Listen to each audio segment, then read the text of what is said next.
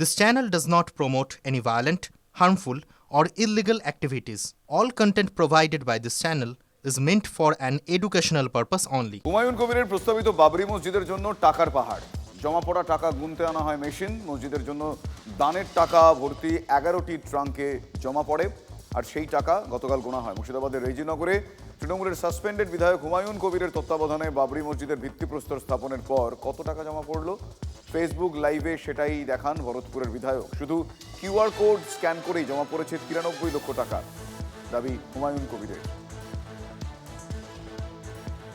আপনারা সেই ছবি দেখছেন, সেই টাকা গোনা হচ্ছে। হুমায়ুন কবিরের বাবরি মসজিদ, রেজিনগরে সেই বাবরি মসজিদের ভিত্তিপ্রস্তর স্থাপন তিনি নিজেই করেন। সেই সময় অর্থদান অনেকেই করেন, সেই অর্থ গোনা চলছে। হুমায়ুনের প্রস্তাবিত বাবরি মসজিদের জন্য টাকার পাহাড়, জমা পড়া টাকা গুনতে মেশিন আনা হয়েছিল।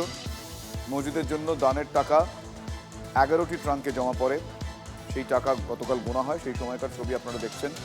মুর্শিদাবাদের রেজিনগরে তৃণমূলের সাসপেন্ডেড বিধায়ক হুমায়ুন কবিরের তত্ত্বাবধানে বাবরি মসজিদের যে ভিত্তিপ্রস্তর স্থাপন হলো, তারপর এই অনুদান কত টাকা জমা পড়লো ফেসবুক লাইভে সেটাই দেখিয়েছেন ভরতপুরের বিধায়ক।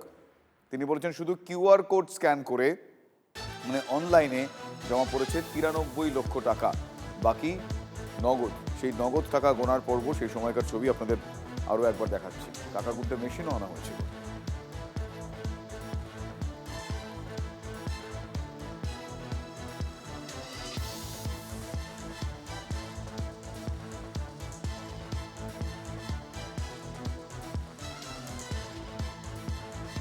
তৃণমূলের যে মুসলিম ভোট ব্যাংক, সেই মুসলিম ভোট কাটতেই কি ক্রমে মরিয়া হয়ে উঠছেন হুমায়ুন কবির?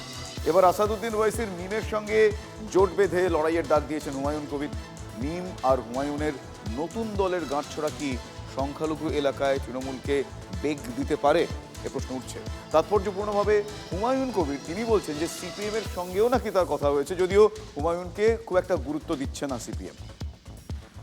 উনি আমাদেরকে প্রতিশ্রুতি দিয়েছেন, কিন্তু কোনোটা প্রতিশ্রুতি রক্ষা করেননি। কিচ্ছু হয়নি, মমতা বন্দ্যোপাধ্যায় কিচ্ছুই করেননি। সম্পূর্ণ ধোকার ভিতরে রেখেছে মুসলিম সম্প্রদায়ের সাথে পুরো বাংলাকে।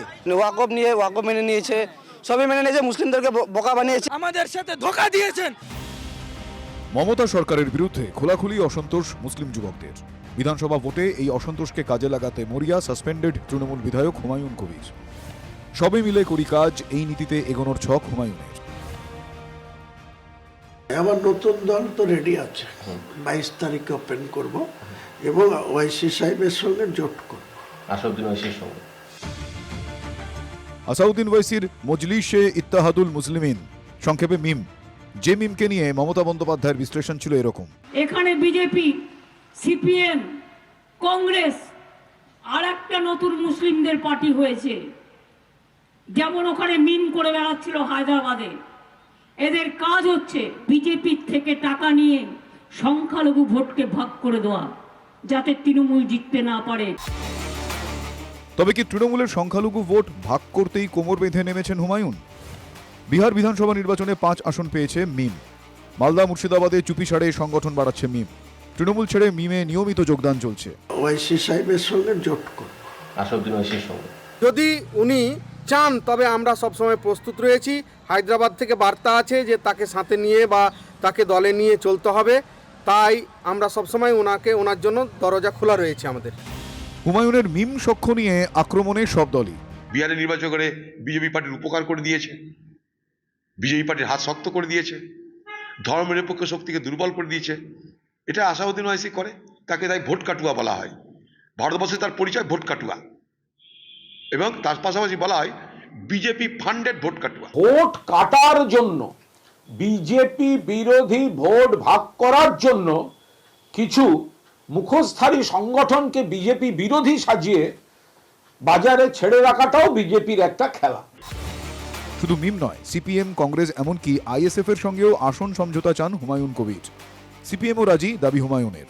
মুর্শিদাবাদে যদি সঠিকভাবে জোট করতে হয়, আমার সঙ্গে সিপিএমও রাজি আছে জোট করতে। সিপিএম, আইএসএফ এদেরকে হয়তো 4টে সিট ছাড়লাম, কংগ্রেসকে 10টা ছাড়লাম, যেহেতু অধীর চৌধুরীর একটা মাস ভ্যালু আছে মুর্শিদাবাদে।